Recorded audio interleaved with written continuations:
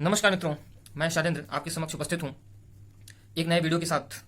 और आज का ये जो वीडियो है वो उच्चारण स्थान से संबंधित है। और उच्चारण स्थान एक ऐसा टॉपिक है जो विभिन्न प्रकार की परीक्षाओं में पूछा जाता है। अभी हाल ही में जो परीक्षा लोअर पीसीएस की हुई थी उसमें भी एक क्वेश्चन उच्चारण स्थान से संबंधित था। तो इससे पता चलता है कि पीसीएस से लेकर के टेट सीटेट डिफरेंट एग्जामों में उच्चारण स्थान का अपना एक अलग महत्व है। और ये टॉपिक एक ऐसा है कि जो कॉमन है। कॉमन का तात्पर्य है कि हिंदी में भी है और संस्कृत में भी है, इसलिए ये टॉपिक पढ़ना बहुत ही आवश्यक हो जाता है। तो चलिए हम ज्यादा देर न करते हुए अपना पहला टॉपिक शुरू करते हैं। पहला उच्चारण स्थान क्या है, तो हम एक भाग लेते हैं कंठ, शरीर का उच्चारण स्थान। पहले उच्चारण स्थान का नाम लेते हैं कंठ, और इससे किन किन वर्णों का उच्चारण होता है उसको देखते हैं। तो कंठ हमने लिखा, हिंदी प्लस संस्कृत दोनों में समझेंगे। तो कंठ के लिए सूत्र है अकुह। सूत्र को बड़े ध्यान से देखिएगा। अकुह विसर्जनीय नाम कंठ, अकुह विसर्जनीय नाम कंठ। आप इसको इस तरह से रटिएगा, कम से कम 3-4 बार आपको शुद्ध बोलना पड़ेगा, क्योंकि तभी शुद्ध में सारी चीजें इसी में छिपी हुई हैं। अकुह विसर्जनीय नाम कंठ, अकुह विसर्जनीय नाम कंठ मतलब क्या हुआ। अब देखिए अकुह, अ मीन्स अ तथा अ का ये सूत्र का मतलब होता है संक्षिप्त में कोई चीज लिखी हुई है, और उसको व्याख्या हम करेंगे। ठीक, अ का तात्पर्य है अ और दीर्घ अ और दीर्घ अ, मतलब अ और अ का तात्पर्य है सूत्र में अ और दीर्घ अ तथा आ। क्लियर। फिर कु का तात्पर्य है कु, आपको पता होगा उदित कहलाते हैं। कु, चू, तू, तू, पु, ये मिलकर के उदित कहलाते हैं। इनको एक साथ कहते हैं उदित। तो कु मीन्स क वर्ग का बोध कराता है। क वर्ग में 5 लेटर आते हैं, 5 वर्ण आते हैं। ठीक है, वे हैं क, ख, ग, घ, अंग। ठीक, तो क वर्ग, कु मीन्स क वर्ग। फिर ह, एक है ह, अकु ह।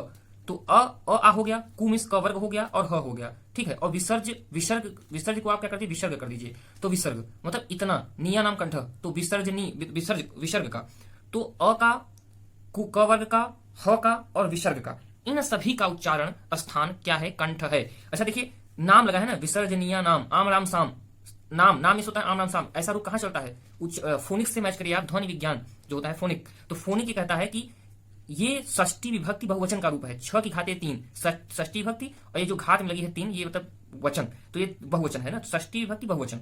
तो अब ये क्या कहता है सूत्र, देखिए सूत्र का हिंदी मतलब क्या हो गया कि यदि आ क वर्ग ह और विसर्ग, इन सभी का के की षष्ठी का चिन्ह होता है ना, तो इन सभी का नाम है ना, नाम इस का, इन सभी का उच्चारण स्थान कंठ होता है। फिर से देख लीजिए, अ बड़ा आ, ठीक है, आ मतलब अ बड़ा आ क ख ग घ अंग और ह भी इसमें सम्मिलित है। ठीक है, इन सब का उच्चारण स्थान कहां पे होता है, कंठ से इनका उच्चारण होता है। ठीक है, एक टॉपिक इसमें और कवर करेंगे, इचु यसा नाम तालु। दो टॉपिक कवर करेंगे। ठीक है, इचु यसा नाम तालु, इसका सूत्र देखिए, ई मीन्स होगा ई और दीर्घ ई, मीन्स ई और बड़ी ई। ठीक है, ई हो गया, चू मीन्स चवर्ग हो गया, और य हो गया। देखिए ये देखिए, यह हो गया यू, इचु यसा नाम, इचु यसा नाम, इचु कुछ लोग बोलते हैं, बड़ा नहीं बोलेंगे आप, ऐसे बोलेंगे भी।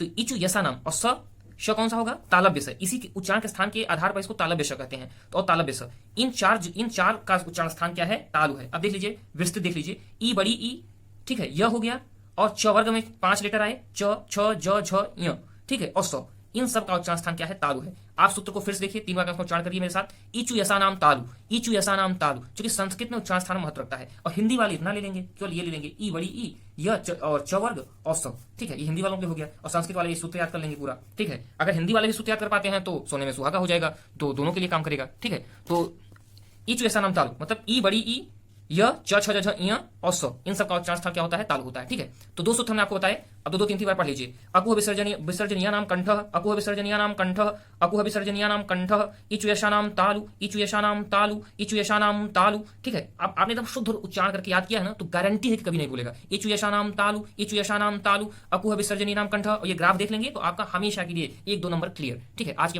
लिए बस इतना ही। धन्यवाद।